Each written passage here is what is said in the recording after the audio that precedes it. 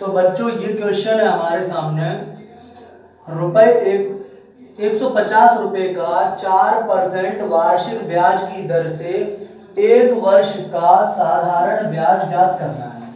ठीक है, तो अब इस क्वेश्चन में मैंने आप लोगों को क्या क्या बातें बताई थी इस क्वेश्चन मतलब इस टॉपिक के लिए।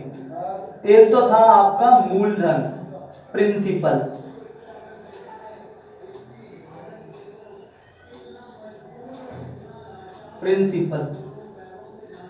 मूल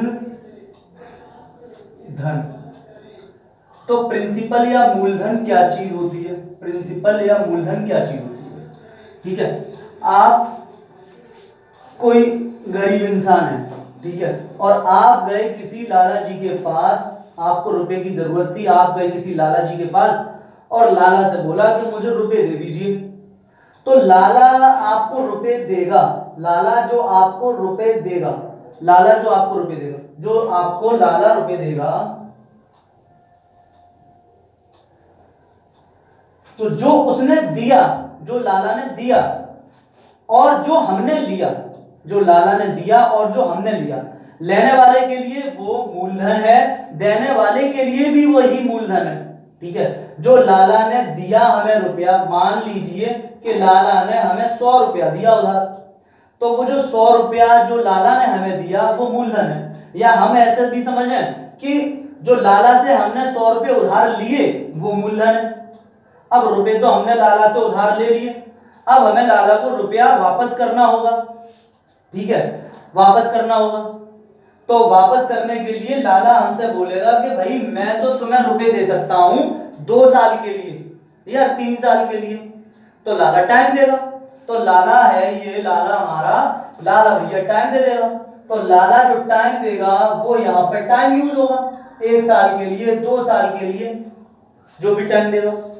फिर वो जो तुम्हें रुपया देगा उसकी तुमसे ब्याज लेगा, फ्री में तो दे नहीं देगा कुछ भी चीज। ठीक है, तो उसकी तुमसे ब्याज लेगा। ठीक है, तो जो ब्याज लेगा वो ब्याज की, वो जो ब्याज लेगा वो ब्याज किस रेट से लेगा, किस रेट से लेगा, यानी कि जो उसने तुम्हें रुपया उधार दिया वो किस रेट से उधार दिया, मतलब वो कितना वापस तुमसे और एक्स्ट्रा लेगा, वापस तुमसे जो एक्स्ट्रा लेगा उसका कुछ रेट देगा, उसका कुछ रेट होगा। जैसे कि मान के चलिए उसने दे दिया 5%, 5%, यानी कि 5% का क्या मतलब है कि 100 रुपए पर 5 रुपए ब्याज के, 100 रुपए पर 5 रुपए ब्याज के देने हैं तुम्हें। ठीक है, 5%, सैकड़ा या टका इसको बोलते हैं हम लोग। ठीक है, 5 रुपया सैकड़ा ब्याज है, 8 रुपया सैकड़ा ब्याज है, इस तरीके से बोलते हैं। तो फिर यहाँ पे 5% का मतलब भी यही है कि हर 100 रुपए पे 5 रुपए तुम्हें देने हैं, 100 रुपए पे 5 देने हैं यहाँ पर, इस तरीके से। तो इसका मतलब यहाँ पर क्या चीजें निकल के आ रही हैं, एक तो प्रिंसिपल, जो कि प्रिंसिपल हमारा हो गया 100, जो कि प्रिंसिपल हमारा हो गया 100। अब किस रेट से उसने तुम्हें दिया, किस रेट से दिया, दर क्या है, दर या रेट, दर या रेट, तो रेट जो है वो है 5%। एक अलग से एग्जांपल लेकर चल रहा है। ठीक है, तो 5% यानी कि 100 का 5% जो आप निकालेंगे, यानी 100 गुणा 5/100, 100 से 100 कैंसिल, इसका मतलब 1 साल का ब्याज हुआ 100 रुपए। अगर आपने टाइम 2 साल ले लिया होता तो यही ब्याज 2 साल का, 2 साल का ब्याज कितना हो जाएगा, 2 साल का ब्याज कितना हो जाएगा, 1 साल का ब्याज 5 रुपए, 1 साल का ब्याज 5 रुपए। तो 2 साल का क्या ब्याज हो जाएगा, वो 5 रुपए पहली साल के, फिर 5 रुपए अगली साल के, तो 2 साल का ब्याज 10 रुपए हो जाएगा। इसी तरीके से 3 साल का ब्याज कितना हो जाएगा, 3 साल का ब्याज हमारा हो जाएगा, 1 साल का ब्याज, दूसरी साल का 1 साल का 5, दूसरी साल का 5, तो तीसरी साल का फिर 5, तो टोटल ब्याज हो गया हमारा 15। इस तरीके से। तो अगर मान के चलो कि 3 सालें हो गई होती, 3 सालें हो गई होती, यानी हम ऐसे बोल सकते हैं कि एक साल में जो ब्याज की दर है, एक साल में जो ब्याज की दर प्रतिवार्षिक, ब्याज दर कैसी होती है, ब्याज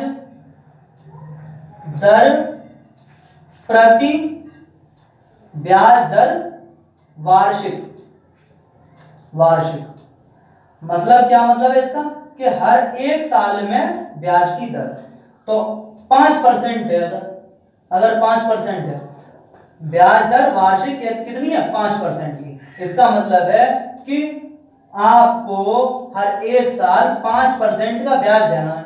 एक साल में ब्याज अगर 5% का है, एक साल का ब्याज, एक साल का ब्याज बराबर 5%, तो 2 साल का ब्याज बराबर 10%, 3 साल का ब्याज बराबर 15%। तो हम सीधे सीधे भी निकाल सकते हैं कि 100 रुपए थे तो 100 का 15% निकाल लें सीधे सीधे, तो 100 गुणा 15/100, तो 3 साल का ब्याज कितना आ गया 15 आ गया, एक साल का ब्याज कितना आया 5 आया। तो इस तरीके से हम ब्याज निकालते हैं। अब जो अगर 3 साल कंप्लीट हो गए तो जो रुपए हम लाला को वापस करेंगे तो लाला हमसे क्या बोलेगा, लाला अपना रुपया लेगा जो हमने उधार लिया यानी कि मूलधन P, और फिर लाला लेगा हमसे साधारण ब्याज, क्योंकि साधारण ब्याज की दर पर उसने हमें रुपया दिया था, तो वो हमसे साधारण ब्याज लेगा। तो टोटल मिला के वो हमें बिल्कुल कंगाल कर देगा। जो हमारा साधारण ब्याज है अपना रुपया भी लेगा और उसका किराया भी लेगा। तो इसका मतलब 100 रुपए उसके और 3 साल का ब्याज 15 रुपए, तो 115 जो आया वो हमारा हो गया मिश्र धन बोला जाएगा। ये बोला जाएगा मिश्र धन।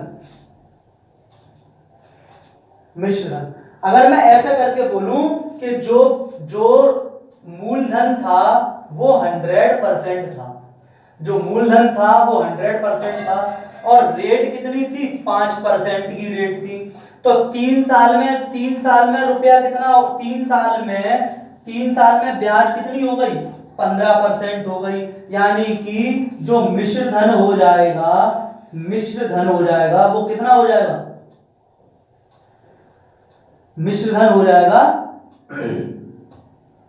115%।